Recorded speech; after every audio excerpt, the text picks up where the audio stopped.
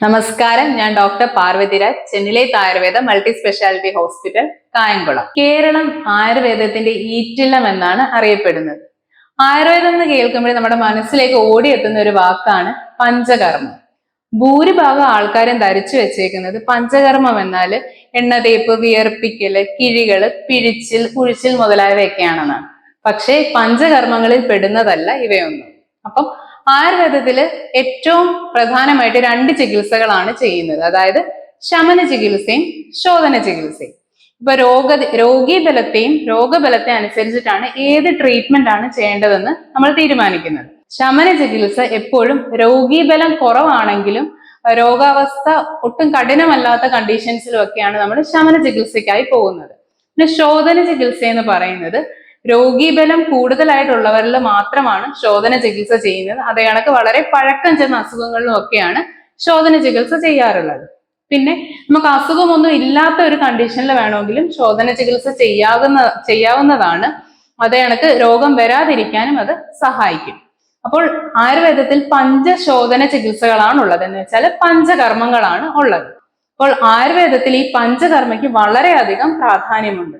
എത്ര പഴക്കം ചെന്ന അസുഖത്തെയും ഭേദമാക്കാൻ പഞ്ചകർമ്മ ചികിത്സയുടെ പ്രാധാന്യം ഒട്ടും ചെറുതല്ല.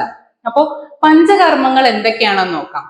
ആദ്യമായിട്ട് വമനം, അതായത് ഛർദിപ്പിക്കുന്ന പ്രൊസീജിയറാണ് വമനം എന്ന് പറയുന്നത്. രണ്ടാമത്തത് വിരേചനം, അത് വയറിളക്കുന്ന ഒരു പ്രൊസീജിയറാണ് വിരേചനം എന്ന് പറയുന്നത്. മൂന്നാമതായി വസ്തിയാണ്. അപ്പൊ വസ്തി തന്നെ രണ്ട് തരത്തിലുള്ള വസ്തികളാണുള്ളത്. ഒത്തിരി വസ്തികളുണ്ട്, പക്ഷെ പ്രധാനമായും ചെയ്യുന്നത് കഷായ വസ്തി അല്ലെങ്കിൽ ആസ്ഥാപന വസ്തി, എന്ന് വെച്ചാൽ കഷായങ്ങൾ ഉപയോഗിച്ചിട്ടാണ് വസ്തി ചെയ്യുന്നത്. പിന്നീട് അനുവാസന വസ്തി, എന്ന് വെച്ചാൽ തൈലങ്ങൾ ഉപയോഗിച്ച് ചെയ്യുന്ന വസ്തിയാണ് അനുവാസന വസ്തി. പിന്നീടുള്ളത് നസ്യം എന്ന് പറഞ്ഞ ട്രീറ്റ്മെന്റ് ആണ്. അതായത് മൂക്കിലൂടെ മരുന്നുറ്റിക്കുന്ന ഒരു ട്രീറ്റ്മെന്റ് ആണ് നസ്യം എന്ന് പറയുന്നത്. ഈ 5 ക്രിയകളെയാണ് നമ്മൾ പഞ്ചകർമ്മം എന്ന് പറയുന്നത്. അപ്പോൾ ഇതിൽ പഞ്ചകർമ്മങ്ങൾ ഓരോ അസുഖത്തിനും ഓരോ ട്രീറ്റ്മെന്റ് ആണ് നമ്മൾ ചെയ്യുന്നത്. അപ്പോൾ വമനം ചെയ്യുന്നത് എപ്പോഴൊക്കെയാണെന്ന് നോക്കാം. അതായത് ഇപ്പം PCOD, കഫജന്യമായിട്ടുള്ള അസുഖങ്ങള്, പിന്നെ അതേപോലെ ശ്വാസം മുട്ടൽ, അലർജി മുതലായവയ്ക്കൊക്കെ പ്രധാനമായും ചെയ്യുന്നത് വമന ചികിത്സയാണ്. പിന്നെ വിരേചനം എന്ന് പറയുന്ന ഈ ഇളക്കുന്ന ട്രീറ്റ്മെന്റ് പ്രധാനമായിട്ടും ചെയ്യുന്നത് നടുവേദന, വന്ധ്യത, പിന്നെ ജീവിതശൈലി രോഗങ്ങൾക്കെല്ലാം ചെയ്യാവുന്നതാണ് വിരേചനം കർമ്മം. പിന്നെ ഉള്ളത് വസ്തി. ആയുർവേദത്തിലെ ഏറ്റവും പ്രധാനപ്പെട്ട ഒരു ട്രീറ്റ്മെന്റ് ആണ് വസ്തി എന്ന് പറയുന്നത്. വാദസംബന്ധമായ എല്ലാ രോഗങ്ങൾക്കും നമുക്ക് വസ്തി ചെയ്യാവുന്നതാണ്. അത് വസ്തി ഒത്തിരി തരത്തിലുള്ള വസ്തികളുണ്ട്.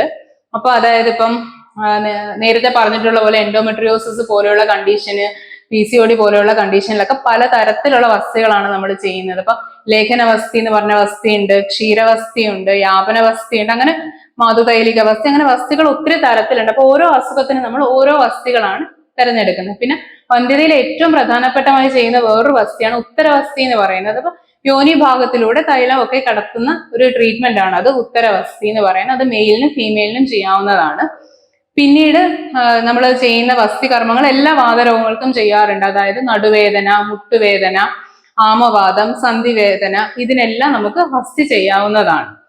പിന്നീടുള്ള ട്രീറ്റ്മെന്റ് ആണ് നസ്യം എന്ന് പറയുന്നത്. അപ്പൊ നസ്യം ചെയ്യുന്നത് എപ്പോഴും തലയ്ക്ക് സംബന്ധമായിട്ടുള്ള അസുഖങ്ങൾക്കൊക്കെയാണ് നമ്മൾ കൂടുതലും നസ്യം ചെയ്യുന്നത്. അതായത് ഇപ്പം സൈനസൈറ്റിസ്, മൈഗ്രെയിൻ, പിന്നെ സെർവിക്കൽ സ്പോണ്ടിലോസിസ് മുതലായ അസുഖങ്ങൾക്കെല്ലാം നമുക്ക് നസ്യം ചെയ്യാവുന്നതാണ്. അപ്പൊ പഞ്ചകർമ്മത്തിന് മുന്നോടിയായി നമ്മൾ ചെയ്യുന്ന ക്രിയകളാണ് എണ്ണ തേപ്പിക്കല്, കിഴികള്, വിയർപ്പിക്കല് മുതലായവയൊക്കെ. അപ്പോൾ പഞ്ചകർമ്മം എന്ന് പറയുന്നത് കേവലം ഉഴിച്ചിലും പിഴിച്ചിലുമല്ല. അപ്പൊ നിങ്ങൾക്ക് ഈ വീഡിയോ ഉപകാരപ്പെട്ടു എന്ന് കരുതുന്നു. ഇതേപോലെയുള്ള ആരോഗ്യ വാർത്തകൾക്കായി ദയവായി ഈ ചാനൽ സബ്സ്ക്രൈബ് ചെയ്യുക. അടുത്ത ആഴ്ച മറ്റൊരു വീഡിയോയുമായി കാണും വരെ നന്ദി, നമസ്കാരം.